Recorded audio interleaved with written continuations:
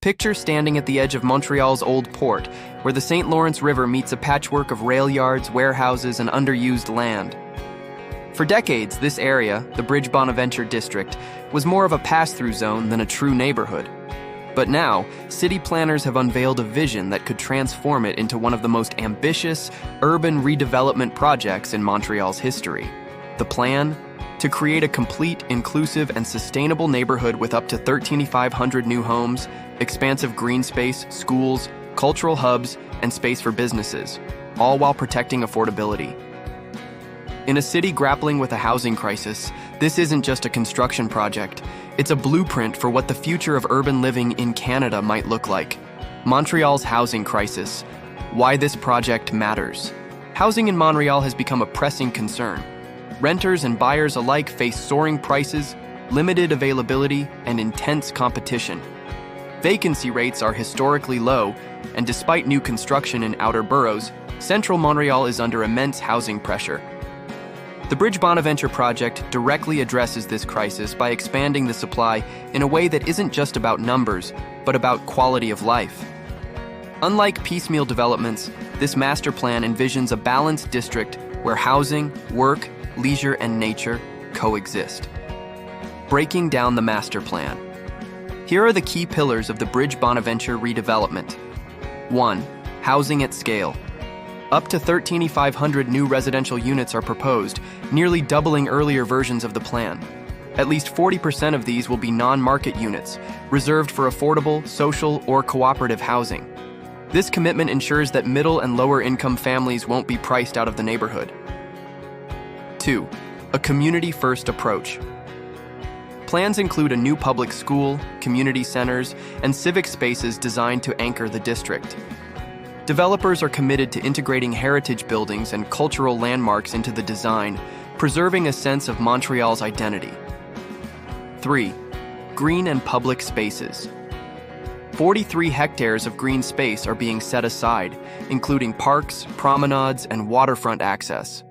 A swimming area along the St. Lawrence is even under discussion. 12 kilometers of bike paths will connect the neighborhood seamlessly to Montreal's cycling grid, emphasizing active mobility. 4. Economic and institutional development. Roughly $600,000 mètres will be reserved for commercial, institutional, and light industrial activities. This mix ensures that Bridge-Bonaventure won't just be a bedroom community, it will be a district where people can live, work, and shop without leaving. 5. Transit and mobility. The plan envisions enhanced public transit, including potential links to the REM, Réseau Express Métropolitain. Pedestrian-first zones will make streets safer and reduce dependence on cars, while still integrating key transit routes for accessibility. Why the location matters. The Bridge-Bonaventure district sits at a critical junction between the Old Port, Griffintown, and the Victoria Bridge. Historically, it's been an industrial and transit hub, cut off from daily life by rail tracks and heavy traffic. Revitalizing this land will stitch together disconnected parts of the city, improving continuity between the waterfront, historic neighborhoods, and new development corridors. In effect, it's not just building a new community, but healing an urban scar that has divided the city for decades. Public response, excitement, and skepticism. Like all big urban plans, the Bridge-Bonaventure project has sparked a mix of enthusiasm and criticism. Supporters argue it's a unique opportunity to deliver large-scale housing in a central location. The 40% affordability target sets a precedent for inclusive development. Green space and schools prove the plan is about people, not just profit. Critics worry densification could worsen traffic congestion. Despite affordability targets, surrounding property values may rise, pushing gentrification into nearby areas. Implementation could take decades, and delays might weaken the affordability commitment. These debates highlight the tension at the heart of modern city building. How do we expand without displacing? And how do we balance growth with livability? Montreal's larger urban vision. Bridge-Bonaventure isn't happening in isolation. It's part of a broader strategy under Mayor Valérie Plante's administration to create new districts for a new era. Similar transformations are underway in Louvain Est, Lachine Est, Faubourg together. These projects represent a shift toward large-scale, planned neighborhoods that prioritize sustainability, affordability, and community infrastructure over piecemeal condo towers. Challenges ahead.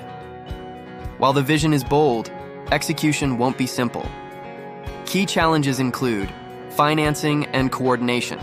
Public-private collaboration is complex, and cost overruns could jeopardize affordability commitments. Transit integration. Without reliable REM or metro expansion, residents may still rely on cars, undermining sustainability goals. Political shifts. A change in administration at city, provincial, or federal levels could alter priorities. Community buy-in. Success will hinge on ongoing consultations to ensure locals feel represented in the design. Why this project stands out in Canada. Across Canada, cities are grappling with housing shortages. Toronto faces affordability challenges that push families far into the suburbs. Vancouver struggles with balancing density and livability. Calgary and Edmonton are expanding rapidly, but lack Montreal's historic density. The Bridge-Bonaventure plan is different because it combines scale with inclusivity. By embedding affordability into the DNA of the project, Montreal is positioning itself as a leader in equitable city building, a lesson other Canadian cities may soon follow. Conclusion. A neighborhood of the future. The Bridge-Bonaventure housing project represents more than just thousands of new units.